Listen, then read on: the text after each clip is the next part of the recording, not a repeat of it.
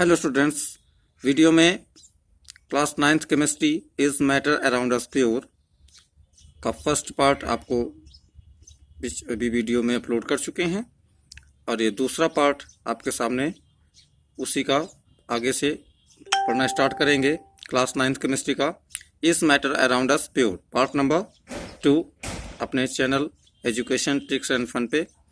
दोस्तों, अगर channel subscribe ना किया हो तो चैनल सब्सक्राइब करके बेल आइकन प्रेस कीजिए और ऑल सेलेक्ट करके छोड़ दीजिए, जिससे हमारे आगे आने वाली वीडियो आपको उसका नोटिफिकेशन मिलता रहे। तो चलते हैं वीडियो पर। दोस्तों, पिछली वीडियो में पार्ट फर्स्ट में हम types of mixture means homogeneous and heterogeneous mixture तक पढ़ लिया था। उसके बाद 2-3 टॉपिक आपको बताए थे जो आगे पढ़ना था। तो था हमारा जो आगे हमको पढ़ना था वो था सॉल्यूशन, सस्पेंशन एंड कोलाइड्स। तो सॉल्यूशन दोस्तों जो है वो हमारा होमोजीनियस मिक्सचर का टाइप होता है, यानी कि हम ये कह सकते हैं कि सॉल्यूशन जो होता है हमारा होमोजीनियस मिक्सचर ही होता है। और हेक्टरोजीनियस मिक्सचर में सस्पेंशन आता है और कोलाइड्स आते हैं। तो इन सॉल्यूशन, सस्पेंशन और कोलाइड के विषय में हम विस्तार से आगे पढ़ेंगे। ठीक है, अब पहले चलते हैं सॉल्यूशन पे।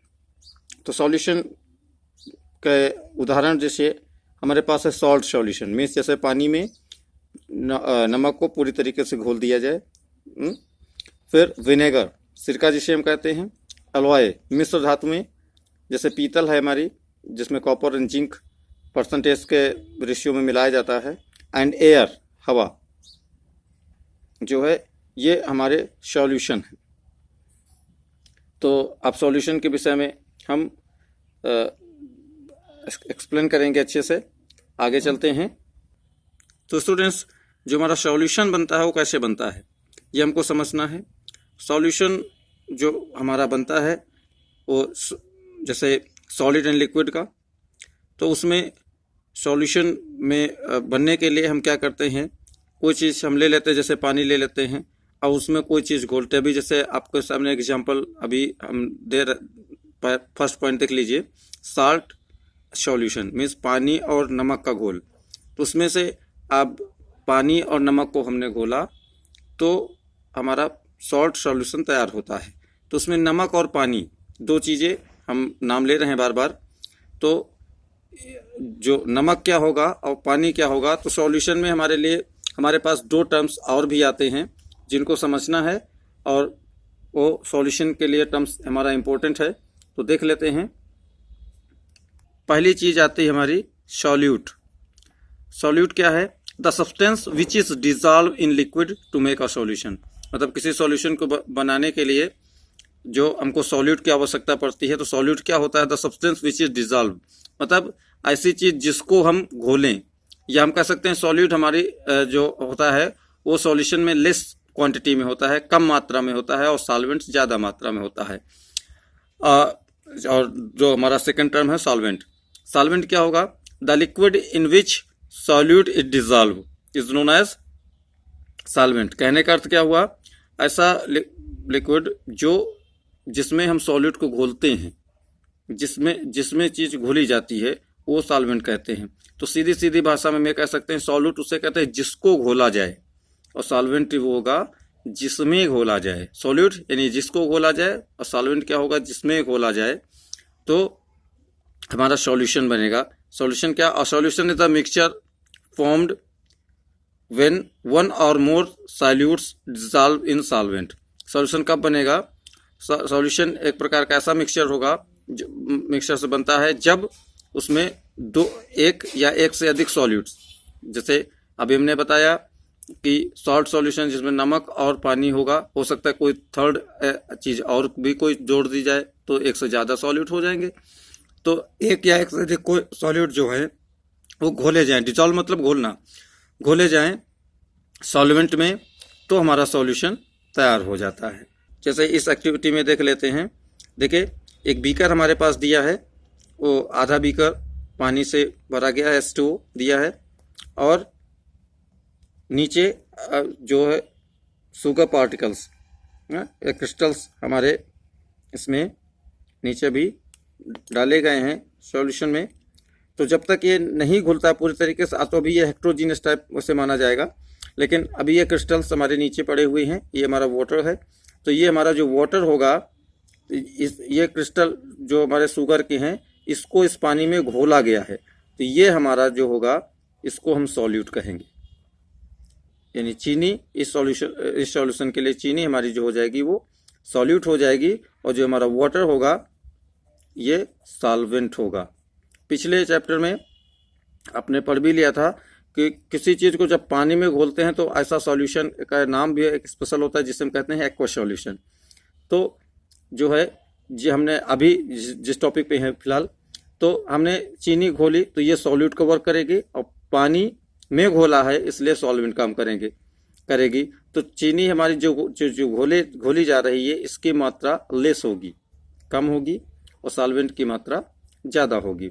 जब इसको मिलाकर पूरी तरीके से ये वेल मिक्स्ड हो जाएगी वाटर में, तो हमारा इस प्रकार से सॉल्यूशन तैयार करेगी, ये हमारा सॉल्यूशन बन जाएगा।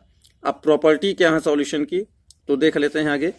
Properties of solution, it is a homogeneous mixture, यानी कि सॉल्यूशन अभी हमने बताया कि ये होमोजीनियस मिक्सचर होता है। It's size of solute particle is extremely small, यानी कि जब जो हमारा सॉल्यूट पार्टिकल्स होते हैं, जैसे चीनी अभी हमने घोली थी, जब पानी में पूरी तरीके से घोल दी जाती है तो उसके पार्टिकल्स इतने ज़्यादा छोटे होते हैं, एक्सट्रीमली यानी बहुत ही ज़्यादा छोटे होंगे, लगभग its diameter is less than 1 nanometre, यानी कि इसके जो पार्टिकल्स के डायमीटर के हिसाब से अगर उसके साइज की बात करें तो वो 1 नैनोमीटर से भी छोटा होता है। अब सवाल आता है 1 नैनोमीटर क्या होता है। 1 नैनोमीटर 10⁻⁻9 मीटर के बराबर होता है। 10⁻⁻9 का मतलब होता है कि 1 मीटर के, यदि हम किसी 1 मीटर के टुकड़े को अगर उसके हम 10 करोड़ टुकड़े छोटे छोटे कर दें, तो उसका 10 करोड़ टुकड़े करने के बाद एक छोटा टुकड़ा हम उठाते हैं तो वो पार्टिकल उससे भी छोटा होगा। किसका? सॉलिड पार्टिकल जो सॉल्यूशन में मिलता है, यानी कि पार्टिकल एक्सट्रीमली स्मॉल होते हैं। The particles of solution can not be seen even with a microscope, और इसके पार्टिकल्स को हम देख नहीं सकते हैं ना, नेक्ड आई से तो छोड़िए, हम माइक्रोस्कोप से भी इनके पार्टिकल्स को नहीं हम देख सकते हैं। तो प्रॉपर्टीज ऑफ सॉल्यूशन में इतनी चीज़ें भी हो गई। आगे देखते हैं। The particles of solution can pass through the filter paper, जो पार्टिकल्स होते हैं सॉल्यूशन के, can pass through a filter paper, हमारा जो फिल्टर पेपर होता है उस फिल्टर पेपर में हमारे जो पार्टिकल्स होते हैं सॉल्यूशन के वो पास हो जाते हैं, यानी कि फिल्टर पेपर के एक पार से दूसरे पार निकल जाते हैं। तो सो और solution can not be separated by filtration, यानी कि एक हमारी फिजिकल मेथड होती है फिल्ट्रेशन यानी छानने की, तो उसके द्वारा हम किसी भी सॉल्यूशन के जो सॉलिड पार्टिकल हैं हम सेपरेट यानी अलग नहीं कर सकते। यानी फिल्ट्रेशन प्रोसेस से हम सॉल्यूशन में सॉल्यूट के पार्टिकल्स को हम अलग कतई नहीं कर सकते। The solution are very stable, और जो सॉल्यूशन होता है बहुत ही स्टेबल होता है। The particles of solute present in the solution do not separated, इसलिए द पार्टिकल्स जो सॉल्यूट पार्टिकल्स होते हैं जो कि सॉल्यूशन में प्रेजेंट होंगे तो डू नॉट सेपरेट आउट, वो बाहर नहीं निकाले जा सकते हैं। और सॉल्यूशन को हम एक नाम और भी देते हैं जिसे कहते हैं true solution. A true solution does not scatter light, जो ट्रू सॉल्यूशन होगा उसमें लाइट की स्कैटरिंग नहीं होगी ना। क्यों नहीं होगी? This is because its particle are very very small, उसके पार्टिकल बहुत ज़्यादा छोटे होते हैं। अच्छा, जब पार्टिकल्स बहुत ज़्यादा छोटे होंगे तो स्कैटर लाइट क्यों नहीं करेगी? देखिए, लाइट स्कैटरिंग का एक रीजन है। लाइट स्कैटरिंग तभी करती है जब कोई लाइट रे स्ट्रेट लाइन में ट्रैवल करती है, तो जब किसी न किसी पार्टिकल से वो टकराती हैं तो वो स्कैटर्स होती हैं, डेविएट हो जाती हैं, उनकी स्कैटरिंग स्टार्ट होती है प्रोसेस। लेकिन सॉल्यूशन में सॉल्यूट के पार्टिकल्स इतने ज़्यादा छोटे होते हैं कि उनसे लाइट जो है टकरा ही नहीं पाती है, जिसकी वजह से the true solution does not scatter light, इसलिए वो हम कहते हैं कि उसमें लाइट का स्कैटरिंग नहीं होती है क्योंकि पार्टिकल्स बहुत ही ज़्यादा छोटे होते हैं। ये देखिए, जैसे एक्टिविटीज़ देख लेते हैं। ये हमारा एक सॉल्यूशन है,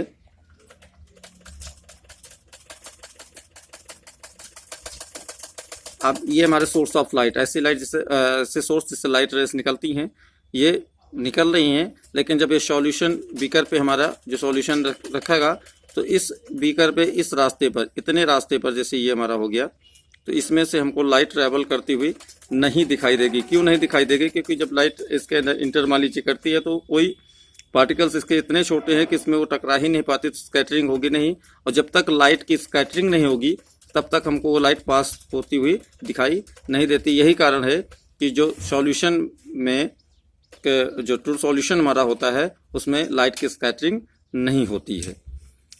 और जिसमें कुछ चीज़ों में हम देखते हैं अपने दैनिक जीवन में जिसमें लाइट की स्कैटरिंग होती है, वो अभी जो हमें आगे पढ़ना है, हेक्ट्रोजीनियस में जो सस्पेंशन कोलाइड्स है उनमें से ये प्रोसेस होती है। तो हमारे दैनिक जीवन में ऐसी बहुत सारी चीज़ें हम देखते हैं जिसे हम स्कैटरिंग लाइट की होती है, जिसे हम टिंडल इफेक्ट बोलते हैं। अब समझ लेते हैं थोड़ा टिंडल इफेक्ट के विषय में। If a light is pass through a medium, जैसे कोई लाइट किसी भी मीडियम से पास हो, its path can be seen, और उसका पाथ जो है हमको दिखाई दे। दैनिक उसमें देखा होगा, जैसे हम किसी रूम पे या किसी हॉल में हम बैठे होते हैं, अगर उसकी हॉल या रूम की वॉल्स में मान लीजिए कोई भी छोटा सा छिद्र है और उससे हमारी लाइट रे निकलती है, तो बहुत सारे लाइट रे देखा होगा, उसमें से हमारे पार्टिकल्स जो है मूव करते हुए दिखते हैं। तो क्या है, वो पार्टिकल्स हैं, बड़े भी होते हैं, उनकी साइज बड़ी होती है, तो जब लाइट आती है उसमें से तो उससे टकराती है तो लाइट स्कैटर होती है ना। स्कैटर होती है लाइट जब उसमें से, तो हमको वो पाथ से वो पार्टिकल्स हमको ट्रैवल करते हुए दिखाई देते हैं।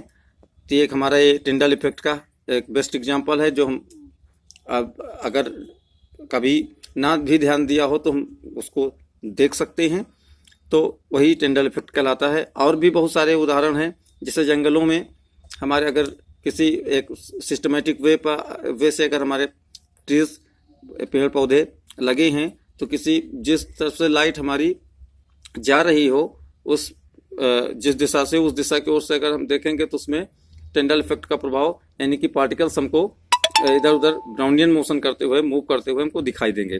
तो टिंडल इफेक्ट क्या था?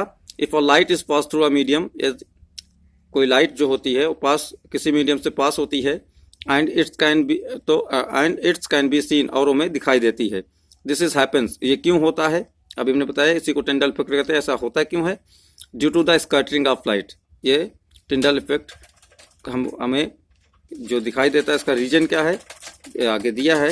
This is happen due to scattering of light by the particles and it is called Tyndall effect. Particle के द्वारा जो लाइट की स्कैटरिंग होती है, इसी का होना हमारा टिंडल इफेक्ट कहलाता है। आगे देख लेते हैं, जैसे ये हमारा लाइट का सोर्स है, लाइट पास होती है, पहले हमारा पास दिया हुआ है सॉल्यूशन, फिर कोलाइड्स और उसके बाद सस्पेंशन। तो हम ध्यान से देखा कि हमारी लाइट पार्टिकल्स का ही सॉल्यूशन है पूरा, इसमें से हमारी लाइट पास होती हुई नहीं दिखाई दे रही। फिर आगे बढ़े इसमें से, तो ये हमारे कोलाइड्स पार्टिकल हैं, कोलाइड्स हैं, तो ये इसके पार्टिकल्स जो होते हैं सॉल्यूशन से बड़े होते हैं। अभी आगे हम जब कोलाइड पढ़ेंगे तो उसका हम एक्सप्लेन करेंगे, सस्पेंशन में भी एक्सप्लेन करेंगे। तो थोड़ा सा बड़े होते तो ये हमको हल्की सी एक्सट्रीमली लाइटली जो है हमको वो लाइट पास होती हुई थोड़ा सा दिखाई केवल देखी, लेकिन सस्पेंशन में लाइट पास होते हुए दिखाई भी देगी, उसके पार्टिकल्स जो छोटे छोटे होंगे वो हमको ऐसा लगेगा कुछ उसके अंदर कुछ छोटे छोटे बबल्स टाइप के छोटे छोटे पार्टिकल्स जो हमको मूव करते हुए दिखाई दे रहे हैं। तो ऐसा हमको इफेक्ट सस्पेंशन में दिखाई देगा। तो ये था हमारा टिंडल इफेक्ट। अब आगे बढ़ते हैं फ्रेंड। नेक्स्ट आता है कंसंट्रेशन ऑफ सॉल्यूशन। कंसंट्रेशन क्या होता है हमको समझना है। The amount of solute present in amount of solution, यानी कि किसी भी सॉल्यूशन में जो सॉल्यूट की मात्रा है, जिसको घोला जाए, जिसमें घोला जाए नहीं, जिसको घोला जाए, उसकी मात्रा जितनी प्रेजेंट होती है किसी भी सॉल्यूशन में, सॉल्वेंट में, तो वो जितनी मात्रा सॉल्यूट की सॉल्वेंट में मिली होगी वो सॉल्यूशन का कंसंट्रेशन कहलाएगा। ठीक है, तो वो जो हमारा जो भी सॉल्यूट मिलेगा वो हो सकता है कि वो सॉलिड हो, लिक्विड हो, कैसा भी हो सकता है। तो इसके लिए इसीलिए उसका कंसंट्रेशन। अब जैसे अभी एक एग्जांपल के थ्रू बताएंगे। जैसे मान लीजिए अभी पीछे हमने बताया था कि कोई वाटर है, बीकर है, बीकर में वाटर लिया, चीनी ली, शुगर लिया, उसको मिला दिया। तो अब ऐसी कंडीशन में उसका कंसंट्रेशन क्या होगा? तो एक फार्मूला है mass of sugar upon mass of solution into 100 से हम कंसंट्रेशन की मात्रा निकाल सकते हैं। अभी इसको पढ़ेंगे एक्सप्लेन। जैसे हमने सॉल्यूशन था, सॉल्यूशन में क्या होगा? सॉल्यूशन हमारा कब बनेगा? जब हमारे पास सॉल्यूट हो और सॉल्वेंट हो। सॉल्यूट अब हमने बताया था कि सॉल्यूट जो होता है वो लेस अमाउंट में होता है, सॉल्वेंट हमारा मच अमाउंट ज़्यादा अमाउंट में होता है। और इन दोनों का जब मिक्स करते हैं और वेल मिक्सड हो जाता है तो हमारा सॉल्यूशन बनाता है। ठीक है। अब मान लेते हैं कोई हमारा ऐसा सॉल्यूशन जिसमें सॉल्यूट शुगर है वो हमारा 30 ग्राम है, सॉल्वेंट है जो कि वाटर है मान लीजिए वो हमारा 70 ग्राम है, तो हमारा टोटल सॉल्यूशन बनेगा 100 ग्राम। अब कुछ स्टूडेंट से सोच रहे होंगे कि सर शुगर तो 30 ग्राम ठीक है, बट जो सॉल्वेंट हमारा वाटर है, वाटर को हम ग्राम में क्यों लिख रहे हैं? वाटर तो हमारा ml मिलीलीटर या फिर लीटर में होना चाहिए।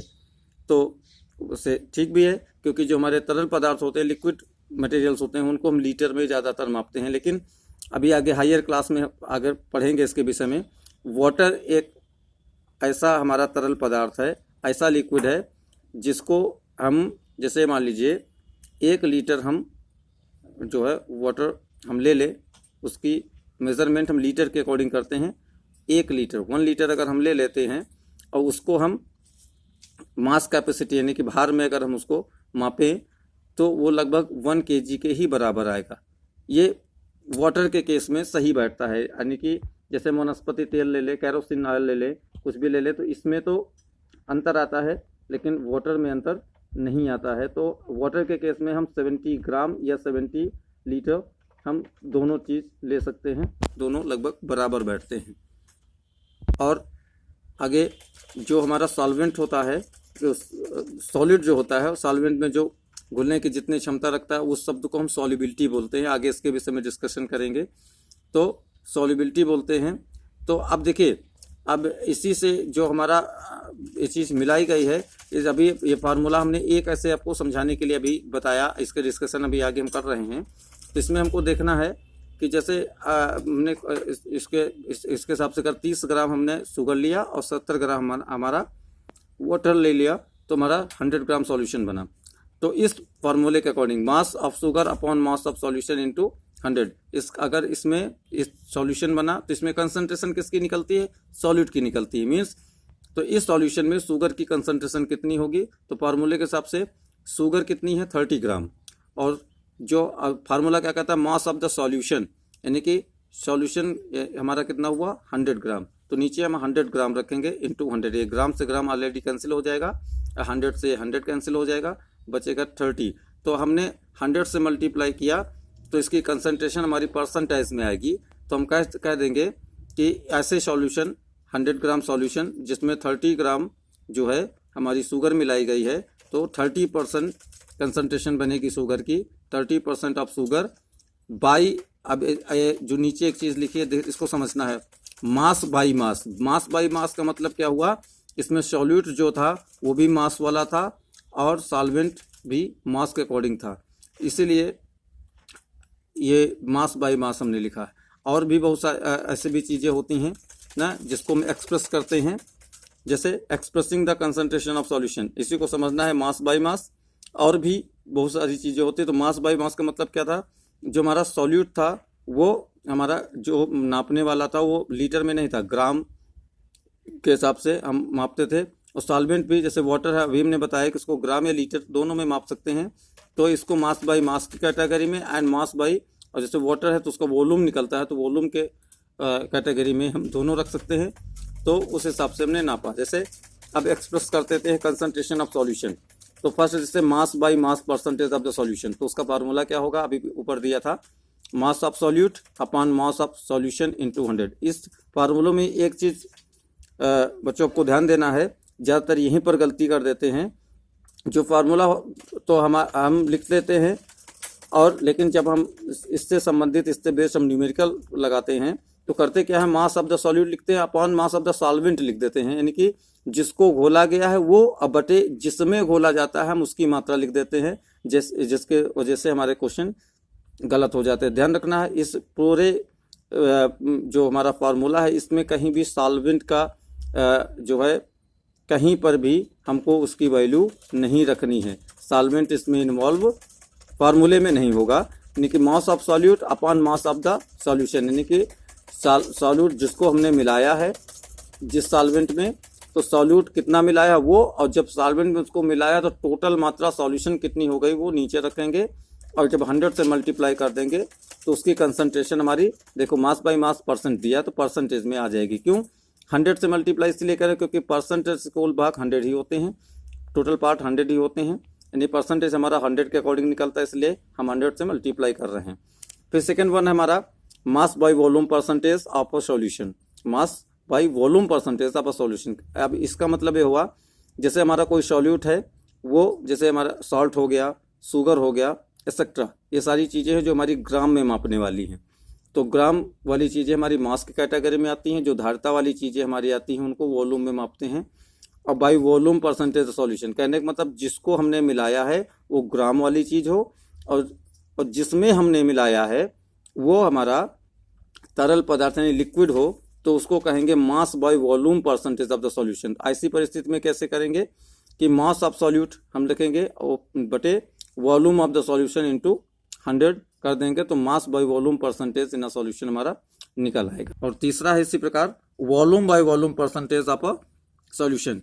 Volume by volume percentage of the solution का मीनिंग होगा कि वॉल्यूम यानी कि हम सॉल्यूट हम ऐसा लेंगे जो वो भी लिक्विड हो हमारा, और जिसमें हम उस सॉल्यूट को मिला रहे हैं, लिक्विड सॉल्यूट को मिला रहे हैं जिसमें, वो भी हमारा लिक्विड होगा, तो दोनों की जो माप होगी वो वॉल्यूम में आ जाएगी। उसकी कंसंट्रेशन हमको परसेंटेज में अगर निकालनी है तो हमारा फार्मूला बनेगा volume of solute upon volume of solution into 100। Example के रूप में देख लेते हैं, जैसे मान लीजिए हमारा कोई एक बीकर है, ठीक है, इसमें से हमने वाटर रखा हुआ है, उसमें से कुछ ड्रॉप्स हमारी जो हैं लाइम्स यानी कि हम नींबू मिला देते हैं। तो कंडीशन के हिसाब से अगर मान लीजिए हमने 10 ml जो है नींबू का रस ना, मान लीजिए नींबू का रस हमने 140 ml वाटर में H2 वाटर में हमने मिलाया, तो ऐसी परिस्थिति में जो 100 ml जो हमारे नींबू की ड्रॉप्स हमने उसमें डाली थी, तो उसका कंसंट्रेशन क्या होगा, तो उस हिसाब से अगर हम देखेंगे तो हमारा इसमें जो सॉल्यूट होगा वो जो लेस मात्रा में होता है उसी को कहते हैं कि 100 ml नींबू का रस होगा, वो हमारा हो गया 10 ml, अब प्लस हमारा जो सॉल्वेंट हो गया वो हमारा हो जाएगा 140 ml। इस प्रकार से हमारा जो सॉल्यूशन बनेगा वो 150 ml के आसपास बनेगा।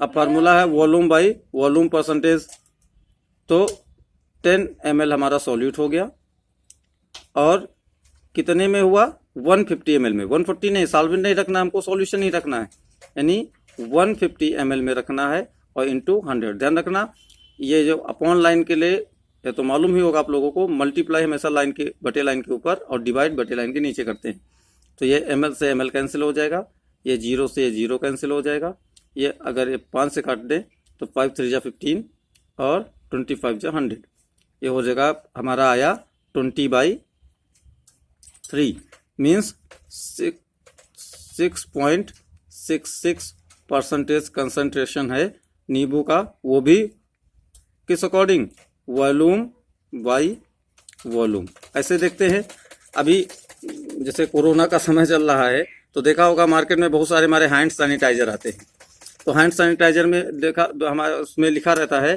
कि इसमें 70% एल्कोहल बेस्ड हमारा हैंड सैनिटाइजर है। 70% एल्कोहल बेस्ड मतलब ये इसी सिस्टम से चलता है, लेकिन अब इसमें से अगर हमको मान लीजिए ये समझना है कि इसमें जो एल्कोहल होता है हमारा वो 70% कैसे लिख दिया और किस बेस पर है, मास बाई मास में है या मास बाई वॉल्यूम में है या हमारा जो वॉल्यूम बाई वॉल्यूम में। अब ऐसे देखिए एल्कोहल जो होता है वो हमारा लिक्विड मटेरियल होता है, ठीक है, और किसी चीज़ में मिलाया जाएगा तो टोटल हमारा जो है 100 ml मिलेगा। मान लीजिए वाटर मिलाया जाता है तो 100 ml हमारा बनेगा।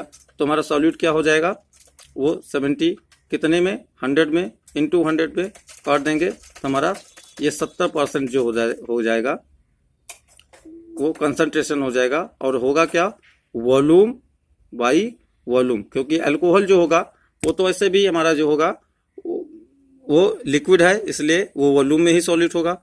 अच्छा, अगर कोई चीज़ मान लीजिए क्वांटिटी में ज़्यादा भी हो और दूसरी कोई क्वांटिटी में हल्की कम हो, लेकिन जो कम है यानी वो वाटर है, तो जनरली हम वाटर को सॉल्वेंट की श्रेणी में ही रखते हैं। इसलिए हैंड सैनिटाइजर के केस में हम कहते हैं 70% अल्कोहल बेस्ड, 70% अल्कोहल बेस्ड हमारा हैंड सैनिटाइजर होता है। तो आगे बढ़ते हैं इस टॉपिक के बाद। Next, solution. सॉल्यूशन हमारे किस टाइप से हो सकते हैं, जैसे नंबर 1 हमारा डाइल्यूट सॉल्यूशन और कंसंट्रेटेड सॉल्यूशन। कंसंट्रेट देखिए हमने पूरा नाम नहीं लिखा है हम, लेकिन बोल रहे हैं, आप लिख सकते हैं स्पेलिंग। कंसंट्रेटेड सॉल्यूशन और हमारा थर्ड पार्ट है सैचुरेटेड सॉल्यूशन। तो डाइल्यूट का मतलब आप ये समझ लीजिए कि डाइल्यूट मतलब वीक और कंसंट्रेटेड का मतलब स्ट्रॉन्ग। ठीक है, पहले इन दो चीज़ों को समझ के चलते हैं। डाइल्यूट सॉल्यूशन, इसको हम कह सकते हैं वीक सॉल्यूशन होता है। कंसंट्रेटेड सॉल्यूशन मतलब स्ट्रॉन्ग सॉल्यूशन। तो डाइल्यूट वीक सॉल्यूशन उसे कहते हैं कि जैसे मान लीजिए कोई हमारा सॉल्यूशन है जिसमें सॉल्यूट की मात्रा बहुत कम हो या सॉल्यूट की मात्रा कम हो, तो उसे हम डाइल्यूट सॉल्यूशन कहेंगे। और कंसंट्रेटेड सॉल्यूशन से कहेंगे जिस सॉल्यूशन में सॉल्यूट की मात्रा अधिक हो, उसे हम कंसंट्रेटेड सॉल्यूशन कहेंगे। ठीक है, तो अब भी जो हमारे केमिस्ट्री में केमिकल जो लैब्स होती हैं उसमें से हम देखते हैं कि, और बुक्स में भी हमको पढ़ने को मिलता है, जैसे हमारा सल्फ्यूरिक एसिड हो गया, हाइड्रोक्लोरिक एसिड हो गया, नाइट्रिक एसिड हो गया, यानी कि H2SO4, HNO3 एंड HCl, ये उसके फार्मूले हैं। तो ऐसे दोनों प्रकार के दिए रहते हैं, डाइल्यूट सॉल्यूशन और कंसंट्रेटेड लिखा रहता है डाइल्यूट सल्फ्यूरिक एसिड या concentrated sulphuric acid. It means क्या हुआ, डाइल्यूट सल्फ्यूरिक एसिड में कहने का मतलब हो गया कि H2SO4 की मात्रा बहुत कम है, वाटर की मात्रा अधिक है। एज अ परसेंटेज देखेंगे तो कहने का मतलब जो उसमें वाटर होगा वो मोर देन 50% के अकॉर्डिंग जाएगा। 70%, 80%, 90% इस तरीके से हमारा वाटर होगा। और 10 से 20% के आसपास अगर मान लीजिए हमारा सल्फ्यूरिक एसिड होता है तो उससे ऐसे सॉल्यूशन को हम डाइल्यूट सॉल्यूशन कहते हैं। और कंसंट्रेटेड सॉल्यूशन में जिसमें सल्फ्यूरिक एसिड अगर सॉलिड का काम कर रही है तो उसकी क्वांटिटी ज़्यादा हो, तो हमारा कहलाता है ये कंसंट्रेटेड सॉल्यूशन। सब टर्म समझ में आ गए होंगे। अब आगे चलते हैं, सैचुरेटेड सॉल्यूशन। क्या होता है सैचुरेटेड सॉल्यूशन, इसको ध्यान से समझ लेना है, इंपॉर्टेंट टॉपिक है ये। Dilute solution, concentrated solution and saturated solution. तो अब आगे चलते हैं सैचुरेटेड सॉल्यूशन पे। Saturated solution, a solution in which no more amount of solvent can be dissolve at a given temperature. कहने का अर्थ क्या हुआ इसमें, ऐसा सॉल्यूशन जिसमें कि no more amount of solvent can be dissolve at a given temperature, यानी कि जैसे सैचुरेटेड सॉल्यूशन उसे कहेंगे, जैसे मान लीजिए अभी पीछे जो उदाहरण लिया है कि जैसे 70 ml हमारा पानी था और 30 ग्राम चीनी भी मिलाई थी, जिसका कंसंट्रेशन 30% मास बाई मास हमारा आया था। तो मान लीजिए हम 70% चीनी 70 ml जो हमारा वाटर हम ले लिए थे 70% वाटर या 70 ml वाटर हमने ले लिया और किसी बीकर में इस तरह से, और उसमें से हम चीनी मिलाते हैं, शुगर को हम ऐड करते हैं, चीनी मिलाते हैं। तो कितने चीनी मिलाते हैं, सपोज हम मान लेते हैं इसमें भी 70 ग्राम हम चीनी मिला देते हैं, 70 ml वाटर में 70 ग्राम ही चीनी मिला देते हैं और चीनी पूरी तरीके से घुल जाती है। लेकिन क्या होगा स्टूडेंट्स, आप बराबर इसको समझते चलिए, हम 70 ग्राम चीनी मिलाए, पूरी घुल गई, फिर हम चीनी डाली, फिर हमने कुछ चीनी डाली, वो मिलाई, इसमें अच्छी तरीके से मिक्स किया, नहीं इसको घोल दिया, पूरी तरीके से घुल गई। लेकिन एक स्टेज हमारी ऐसी भी आएगी जब आप उसमें चीनी मिलाते रहेंगे, घुलती जाएगी। लेकिन एक स्टेज हमारा ऐसा आएगा जहाँ से हमारी चीनी घुलना बंद हो जाएगी। उसकी जो कैपेसिटी है, कहने का मतलब क्या हुआ कि उस सॉल्वेंट में अब चीनी अब पूरी तरीके से नहीं घुल सकती है। यहाँ से अब सॉल्यूट जो है उसमें से अब पूरी तरीके से जितने घुलना थे वो घुल गए, अब आगे नहीं घुल सकते हैं। तो ऐसे सॉल्यूशन हमारा जो है वो सैचुरेटेड सॉल्यूशन कहलाता है। ऐसा सॉल्यूशन हमारा जो है वो सैचुरेटेड सॉल्यूशन कहलाता है। The amount of solute present in saturated solution at this temperature is called solubility. अभी हमने पीछे सॉल्युबिलिटी टर्म हमने देखा था। तो सॉल्युबिलिटी क्या होती है? द अमाउंट ऑफ सॉल्यूट, जो सॉल्यूट की मात्रा जिसको घोला जाता है उसकी मात्रा जो प्रेजेंट होती है, अमाउंट उसकी मात्रा जो प्रेजेंट होती है in the saturated solution at this temperature is called solubility. यानी कि जब जितनी भी सॉल्यूट की मात्रा किसी भी सॉल्यूट में घुलने की होती है, सॉल्युबिलिटी का मतलब होता है, सॉल्युबिलिटी का शाब्दिक अर्थ का मतलब ही हो गया मतलब उसमें सॉल्युबल होने की कुल एबिलिटी, क्षमता जितनी होगी वही उसकी सॉल्युबिलिटी कहलाती है। जितनी भी क्षमता होती है अगर वो पूरी घोल दी जाए तो ऐसा सॉल्यूशन हमारा सैचुरेटेड सॉल्यूशन कहलाता है। तो अब सीधे सीधे शब्दों में हम आगे बढ़ के ये कह सकते हैं कि हमारे सॉल्यूशन मुख्य रूप से दो प्रकार के होंगे। तो पहला एक हमारा डाइल्यूट सॉल्यूशन हुआ जिसमें सॉल्यूट हमारा कम अमाउंट में होगा। कंसंट्रेटेड जो सॉल्यूशन होगा वो जिसमें सॉल्यूट की मात्रा अधिक होगी। अब अधिक होगी इसका मतलब ये नहीं कि अब इसके बाद उसमें, अब ये नहीं कहा गया कि उसके बाद में अगर वही सॉल्यूट को और मिलाएं तो घुलना बंद हो जाएगी, बस मात्रा उसकी अधिक होगी। घुलना अभी और भी घुल सकती है कंसंट्रेटेड में, लेकिन मात्रा केवल जो है सॉल्यूट की वो अधिक है, तो वो कंसंट्रेटेड कहलाएगा, और जिसमें मात्रा बहुत कम होगी वो डाइल्यूट कहलाएगा। यानी कि दोनों में अभी सॉल्यूट घुल सकते हैं, ठीक है। और जो जिसमें घुलना बंद हो जाए, अब इसके आगे नहीं घुल सकते हैं, तो वो सैचुरेटेड सॉल्यूशन कहलाएंगे। और अब घुलना बंद और जिसमें अभी घुल सकते हों तो वो सॉल्यूशन हमारे अनसैचुरेटेड सॉल्यूशन कहलाएंगे। यानी सॉल्यूशन हमारे इस प्रकार से हम इसको दो प्रकार से क्लासिफाई कर सकते हैं, unsaturated solution and saturated solution, ठीक है। अब अनसैचुरेटेड सॉल्यूशन में डाइल्यूट सॉल्यूशन आएगा और कंसंट्रेटेड सॉल्यूशन आएगा, ठीक है।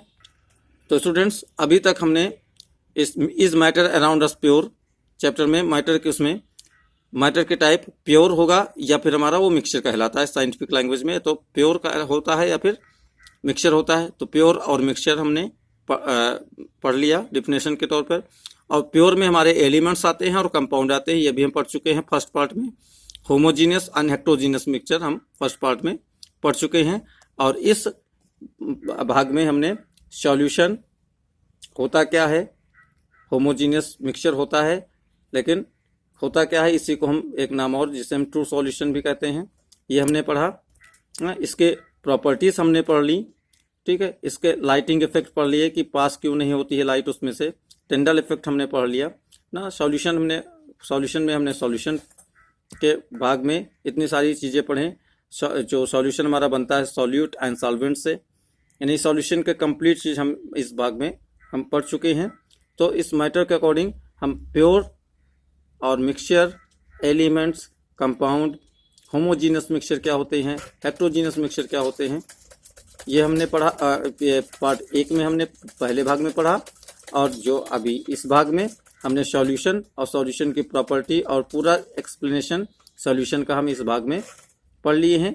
अब इसके बाद हमारा आता है सस्पेंशन एंड कोलाइड्स, जो कि हेट्रोजीनियस मिक्सचर का हमारा उदाहरण है। अब इसके आगे हमको ये पढ़ना है सस्पेंशन एंड कोलाइड्स, और उसके बाद में हमारा आता है separating method from the mixture. ये अभी इस चैप्टर में हमारा शेष है। तो दूसरे पार्ट में बस यहीं तक, और इसके आगे सस्पेंशन और कोलाइड्स के टॉपिक के साथ हम अगले वीडियो में फिर आपके सामने उपस्थित होंगे। तब तक अगर हमारा चैनल आपने अभी तक सब्सक्राइब ना किया हो तो चैनल सब्सक्राइब करके इसको लाइक कर दें, कमेंट करें, और कोई चीज़ अगर बीच में अगर यदि आपको ना समझ में आती है तो कमेंट सेक्शन में वो चीज़ लिखकर भेजें। कोशिश करेंगे कि आपके डाउट्स हम क्लियर कर पाएँ। और अपने जो जितनी भी 9th क्लास की ये जो अगर आपको उपयोगी लगता है तो अपने अन्य फ्रेंड्स को जो 9th क्लास के ही हैं उनको आप इस वीडियो को शेयर भी कर सकते हैं। तो इस पार्ट में इतना ही। तो नेक्स्ट पार्ट में सस्पेंशन और कोलाइड के टॉपिक के साथ आप फिर हाजिर होंगे नए वीडियो में।